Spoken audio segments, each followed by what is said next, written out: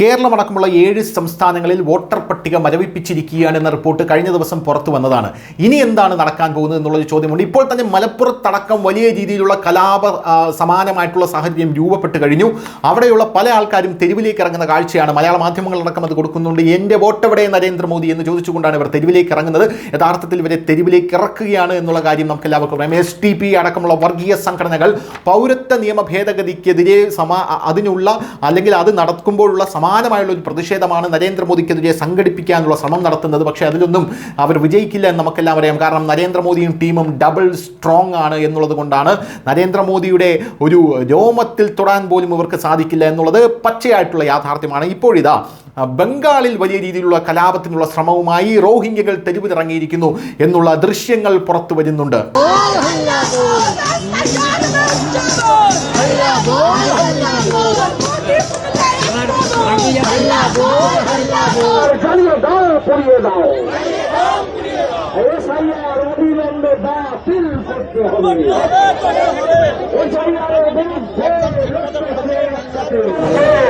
আপনার নাম কি? সানোয়ার শেখ। সানোয়ার শেখ। কোথায় বাড়ি? ডায়মন্ড হারবারে। আপনি তো এদেশের নাগরিক, যদি আপনার কাছে 2002 ভোটার তালিকা চায় যে আপনার নাম আছে কিনা, আপনার নেই আছে, তাহলে কিসের ভয়? ভোটার তালিকায় তো আপনার নাম অলরেডি আছে 2002 আপনার বা আপনার মা বাবার আছে, তাহলে কিসের ভয়? ভয় করতে হলে ওই কোন সমস্যা হলে ইয়ে হয়ে যাবে, ওই জন্য। কি হয়ে যাবে? কে বোঝাচ্ছে যে আপনাদের কিছু হয়ে যাবে? এটা কে বুঝিয়েছে? কেউ কি বুঝিয়েছে যে আপনার ভোটার তালিকা থেকে নাম কেটে যাবে? না। বলেছে না, তাহলে কিসের ভয়? আজকে SIR বিরোধী বলছে এনআরসি করতে হবে, এনআরসি হবে, এই জন্য সব। মানে কেউ বা কারা বলেছে, তাই তো? আপনি জানেন না?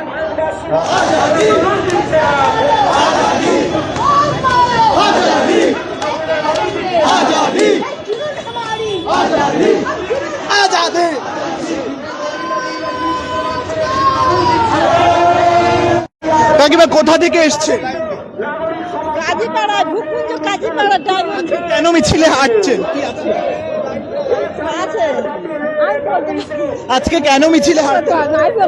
জানেন না কেন মিছিলে হাঁটছেন? কেউ আপনাদের কেন মিছিলে হাঁটছে? SIR এর বিরুদ্ধে। কি মনে হয় SIR হলে আপনাদের ক্ষতি হবে? হ্যাঁ, ক্ষতি হবে। কি ধরনের ক্ষতি হবে? এই ধরো না, আমরা দেশের নাগরিক না, নাগরিককে মানে বাদ দেবে। কে বলেছে বাদ দেবে? কোথাও কেউ কি বলেছে আপনাকে বাদ দিয়ে দেবে? বলেনি তো, ওই জন্য।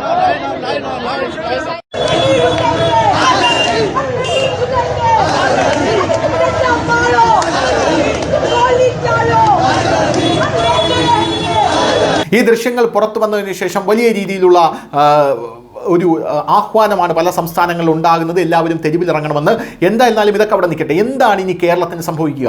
കേരളത്തിൽ ഇപ്പോൾ വോട്ടർ പട്ടിക മരവിപ്പിച്ചിരിക്കുന്ന ഈ ഒരു സാഹചര്യത്തിൽ ഇന്ന് നവംബർ 3, ഇന്ന് ഈ ദിവസം മുതൽ നവംബർ 3 വരെ എന്താണ് സംഭവിക്കുക? നവംബർ 3 വരെ പരിശീലനമാണ്. അതായത് ഉദ്യോഗസ്ഥർക്കും BLOമാർക്കും ഈ വോട്ടർ പട്ടിക എങ്ങനെ തീവ്ര വോട്ടർ പട്ടികയായിട്ട് പരിഷ്കരിക്കാമെന്നുള്ളതിൻ്റെ പരിശീലനമാണ് നൽകുന്നത്. നവംബർ 3 മുതൽ ഡിസംബർ 4 വരെ ഭവന സന്ദർശനമാണ്. ഇവർ വീടുകൾ കയറി ഇറങ്ങി നിങ്ങളുടെ വോട്ട് ഉറപ്പാക്കാനുള്ള, നിങ്ങളെ പുതിയതായിട്ട് പേര് ചേർക്കാനുള്ള സന്ദർശനമാണ് നടക്കുന്നത്.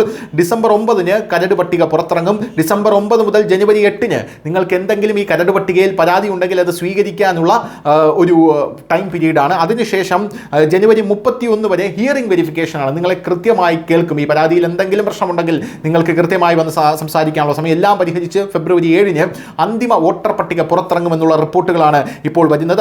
അതേസമയം തദ്ദേശ തെരഞ്ഞെടുപ്പ് ഉദ്ദേശിച്ചല്ല ഈ വോട്ടർ പട്ടിക പരിഷ്കരണം വരുന്നത്. ഇത് നിയമസഭാ തെരഞ്ഞെടുപ്പിന്റെ ഉദ്ദേശമാണ്. തദ്ദേശ തെരഞ്ഞെടുപ്പ് വളരെ സ്മൂത്തായിട്ട് തന്നെ നടക്കും. അവിടെ 2,84,30,761 പേർക്ക് വോട്ടുണ്ട് എന്ന് നേരത്തെ തന്നെ തദ്ദേശ തെരഞ്ഞെടുപ്പിൽ ഈ ഡിസംബറിൽ നടക്കാൻ പോകുന്ന തദ്ദേശ തെരഞ്ഞെടുപ്പിൽ ഇപ്പോൾ ഇലക്ഷൻ കമ്മീഷൻ വ്യക്തമാക്കിയിട്ടുണ്ട്. അതുകൊണ്ട് ആ കാര്യത്തിൽ ഭയപ്പെടേണ്ട ആവശ്യമില്ല. News desk, news India Malayalam.